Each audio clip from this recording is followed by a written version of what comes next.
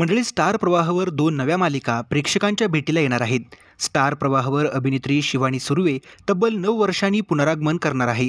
थोडं तुझं आणि थोडं माझं या मालिकेतून ती पुन्हा प्रेक्षकांच्या भेटीला येणार आहे.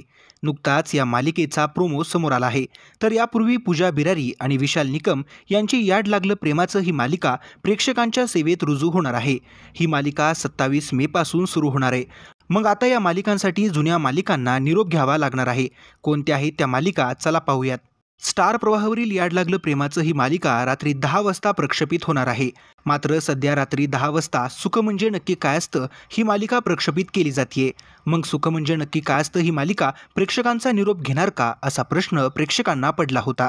मात्र वाहिनीनं वेगळाच निर्णय घेत पिंकीचा विजय असो ही मालिका बंद करण्याचा निर्णय घेतला आहे आणि सुख म्हणजे नक्की काय असतं ही मालिका रात्री 11 वाजता दाखवण्यात येणार आहे.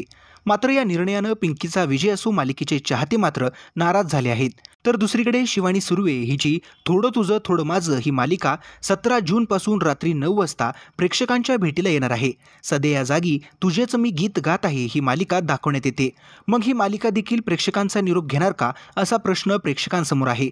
मात्र या मालिकेची कथा बरीच बाकी असल्यानं ही मालिका देखील निरोप घेण्याची शक्यता कमी आहे. त्या जागी अबोली किंवा मन धागा धागा जोडते नवा ही मालिका निरोप घेऊ शकते किंवा या मालिका दुसऱ्या वेळेमध्ये प्रसारित केल्या जाऊ शकतात, असा अंदाज वर्तवला जातोय. मात्र पिंकीचा विजय असो पाठोपाठ आणखीन एक मालिका प्रेक्षकांचा निरोप घेणार हे मात्र नक्की. तर मंडळी, तुम्ही देखील या नव्या मालिका पाहण्यासाठी उत्सुक आहात का?